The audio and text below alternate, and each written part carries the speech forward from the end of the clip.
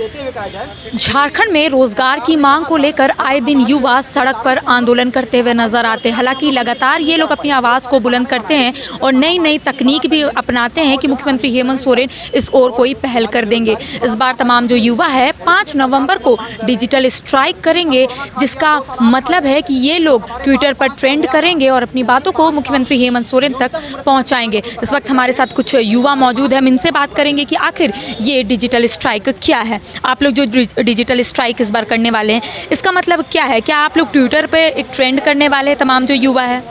ये हम लोग ट्विटर पे एक ट्रेंड चला रहे हैं कि ताकि, क्योंकि सबको पता है कि आजकल ट्विटर इतना ट्रेंड में है कि अगर कुछ भी उस पर अपना बात रखा जाए तो सरकार एकदम त्वरित कार्रवाई करती है। तो इसलिए हम लोग ये सोच रहे हैं कि इस बार रोड पे ना आके हम लोग ट्विटर पे स्ट्राइक करेंगे कि ताकि सरकार को लगे कि हम लोग की पीड़ा क्या है।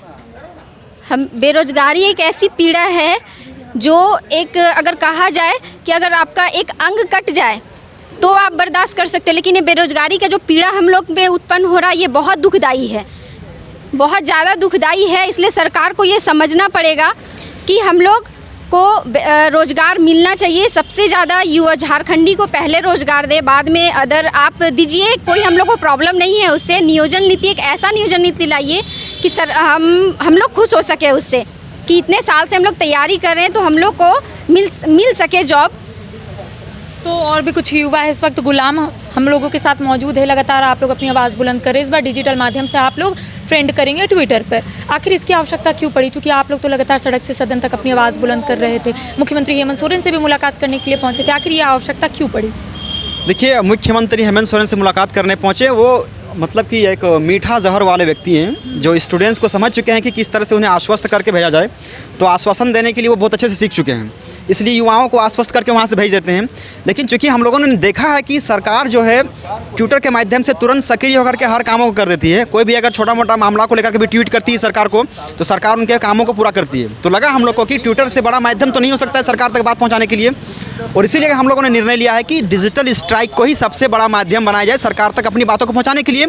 और हम लोगों ने 5 नवंबर का तिथि जो है राज्य भर के 24 जिला के स्टूडेंट ने तय किया है कि 5 नवंबर को डिजिटल स्ट्राइक करेंगे, ट्विटर कैंपेन करेंगे और इसके माध्यम से सरकार के पास अपनी आवाज़ पहुंचाएंगे। हमारी मुख्य मांग यही है कि जेपीएससी और जेएसएससी द्वारा जितने भी एग्ज़ाम होते हैं उस एग्ज़ाम में हमें मिनिमम कम से कम न्यूनतम 5 साल की उम्र सीमा में छूट दिया जाए। जो भी एग्ज़ाम जेएसएससी के द्वारा किया जाएगा, जेपीएससी के द्वारा, वो निष्पक्ष हो, पारदर्शी हो और भ्रष्टाचार मुक्त परीक्षा हो, ताकि झारखंड के युवा अधिक से अधिक उसमें पास हो सकते हैं। नियमावली बनाने की जो बात आती है, तो झारखंड में एक ऐसी नियमावली बनाई जाए जिसमें कोई भी झारखंडी मूलवासी युवा को फॉर्म भरने से वंचित ना रखा जाए।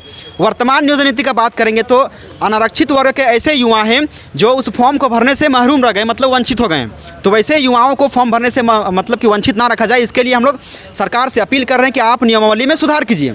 और साथ ही साथ हमें पिछले 5-6 साल से जेएसएससी ने कोई एग्ज़ाम नहीं लिया है, तो आप जो एग्ज़ाम कराएंगे उसमें उम्र सीमा में हमें छूट दें। और राज्य में 3,29,000 पद खाली हैं, तो उन पदों को आप अविलंब भरने का काम करें, क्योंकि 3,29,000 का पद खाली है और झारखंड में लगभग 20 लाख से ज़्यादा बेरोजगार स्टूडेंट पड़े हुए हैं। अगर आप उनको नियुक्त करेंगे तो वो पद भी भरा जाएगा। ट्विटर कैंपेन से अगर कुछ नहीं होता है तो आगे क्या कुछ युवाओं की रणनीति होगी? क्या कुछ आप लोग आगे कीजिएगा? बिल्कुल, रणनीति हम लोग की बनी हुई है और निर्णय लिया जा रहा है कि अगर ट्विटर कैंपेन से सरकार हमारी बात नहीं मानती है तो हम लोग आने वाले 8 से 10 तारीख को उसी मूवमेंट को सड़क पर उतार देंगे। क्योंकि मरता क्या ना करता, झारखंड के जितने भी स्टूडेंट हैं केवल पढ़ रहे हैं, एग्ज़ाम लिख रहे हैं, मतलब सॉरी पढ़ रहे हैं और पढ़ रहे हैं और पढ़ रहे हैं, एग्ज़ाम का कहीं कोई नामो निशान नहीं है। तो झारखंडी युवाओं ने निर्णय लिया है कि अब हम एग्ज़ाम भी लिखेंगे और सफल भी होंगे।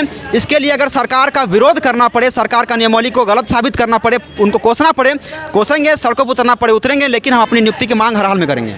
तो जाहिर सी बात है कि झारखंड के युवा सिर्फ रोजगार की मांग कर रहे हैं। हालांकि इनका कहना है कि जेएसएससी की ओर से अभी कोई परीक्षा नहीं ली गई है, लंबे समय से परीक्षा नहीं ली गई है, जिसको लेकर झारखंड के युवा काफ़ी परेशान है। हालांकि इन लोगों ने एक अल्टीमेटम भी दिया था सरकार को कि अगर इनकी बात पूरी नहीं होगी तो आने वाले वक्त में ये लोग उग्र आंदोलन करेंगे। लेकिन फिलहाल 5 नवंबर को इन लोगों की ओर से ट्विटर पर एक ट्रेंड किया जाएगा, यानी कि कह सकते हैं कि ट्विटर पर ये लोग लगातार हैशटैग करके सरकार को अपनी बातों को पहुँचाने की कोशिश यहाँ पर करते हुए नजर आएंगे। साथ ही साथ इनका कहना है कि अगर ट्विटर से सरकार इन लोगों की बात नहीं सुनती है तो 9 और 10 तारीख को ये लोग तमाम जो युवा है वो सड़क पर आंदोलन करेंगे और उसके बाद झारखंड को बंद करने का भी ऐलान इन लोगों ने किया है। चूँकि इनका कहना है कि पढ़ाई तो हम लोग कर लेते हैं, लेकिन जब नौकरी हमें नहीं मिलती है तो उससे हम लोगों को काफ़ी परेशानी होती है। यहाँ पर कई युवा जो है, महिला भी है, लड़कियाँ भी, उनका कहना है कि काफ़ी परेशानी होती है। चूँकि हम लोग लड़की है और लड़की को घर से ज़्यादा बाहर निकलने की अनुमति नहीं दी जाती है, और ऐसे में अगर ये लोग पढ़ने के लिए निकलती है और नौकरी नहीं लगती है